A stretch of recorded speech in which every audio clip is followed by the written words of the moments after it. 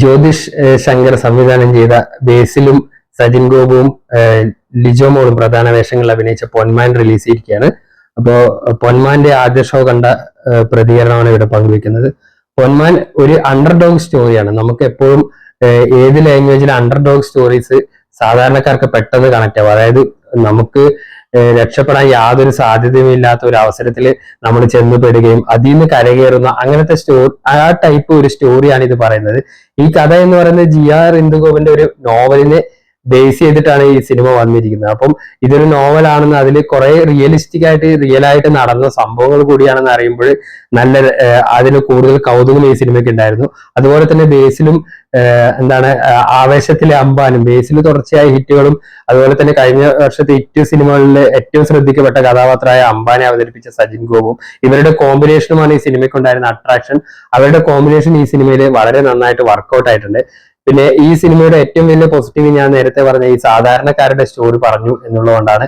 അതായത് ഇങ്ങനത്തെ ഒരു സിറ്റുവേഷനിൽ പെടുമ്പോൾ ബേസിലിന്റെ ക്യാരക്ടർ പറയുന്ന ഒരു വാചകം ഉണ്ട്. അതായത് നമ്മളൊക്കെ ജീവിതം എന്ന് പറഞ്ഞാൽ കിട്ടുന്ന അവസരങ്ങളിൽ സന്തോഷിക്കുക, ബാക്കിയുള്ള സമയത്ത് മൊത്തം പോരാട്ടമാണ്, അതാണ് ഫൈറ്റ് ആണ് എന്നുള്ളത്. അത് ഏതൊരു ആവറേജ് മിഡിൽ ക്ലാസ് മാനും കണക്ട് ചെയ്യാൻ പറ്റുന്ന ഒരു ഡയലോഗാണ് അത്.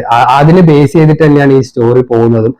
ഒരു സ്വർണം അറേഞ്ച് ചെയ്ത് കൊടുക്കുന്ന ഒരു ജ്വല്ലറിയുടെ ഇടനിലക്കാരനായിട്ടുള്ള ഒരു ക്യാരക്ടറും അതിനെ തുടർന്നുണ്ടാവുന്ന ആ ഒരു മാരേജിനെ തുടർന്നുണ്ടാവുന്ന പ്രശ്നങ്ങളുമാണ് ഈ സിനിമ സംസാരിക്കുന്നത്. പിന്നെ ഒരുപാട് ഇതുപോലത്തെ ഈ സാധാരണക്കാരന്റെ ജീവിതത്തെക്കുറിച്ച് പറഞ്ഞ പോലുള്ള ഒരുപാട് വൺ ലൈനേഴ്സ് ഈ സിനിമയിലുണ്ട്. അതൊക്കെ ആ സിറ്റുവേഷണൽ കോമഡികളാണെങ്കിലും പിന്നീട് അത് ചിന്തിക്കുമ്പോൾ അതിനകത്തൊരു മെസ്സേജ് പോലെയുള്ള ഒരുപാട് സന്ദർഭങ്ങൾ ഈ സിനിമയിൽ വരുന്നുണ്ട്. അതുപോലെ തന്നെ ക്ലൈമാക്സ് സീൻ ആണെങ്കിലും അങ്ങനെ സിനിമയുടെ മൊത്തത്തിലുള്ള ഒരു ജേർണി എന്ന് നോക്കി കഴിഞ്ഞാൽ ഒരു തീരെ നമ്മൾ രക്ഷപ്പെടാൻ സാധ്യതയില്ലാത്ത ഒരു സാഹചര്യത്തിൽ നിന്ന് ഒരു മനുഷ്യൻ എങ്ങനെ കരകയറുന്നു, അതായത് അദ്ദേഹത്തിന് വേറെ നിൽക്കക്കള്ളി ഇല്ലാതാവുമ്പോൾ മനുഷ്യന്മാർ എന്തൊക്കെ ചെയ്യുമെന്നുള്ള ഒരു സാധാരണക്കാരന് ഒരു അണ്ടർഡോഗ് സ്റ്റോറി, ഒരു സിമ്പിൾ സ്റ്റോറിയാണ്.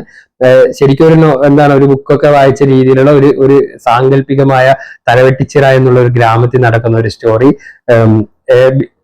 ഇതിന്റെ ടാർഗറ്റ് ഓഡിയൻസ് എന്ന് പറയുന്നത് തീർച്ചയായിട്ടും ബേസിലെ ഫാമിലി ഓഡിയൻസ് ആയിരിക്കുമല്ലോ. അവർക്ക് വളരെയധികം കണക്ട് ആവും ഈ സിനിമ. പ്രത്യേകിച്ച് ഫാമിലികൾക്കും സ്ത്രീകൾക്കും ഒക്കെ എല്ലാം ഈ സിനിമ നന്നായിട്ട് കണക്ട് ചെയ്യാൻ പറ്റും.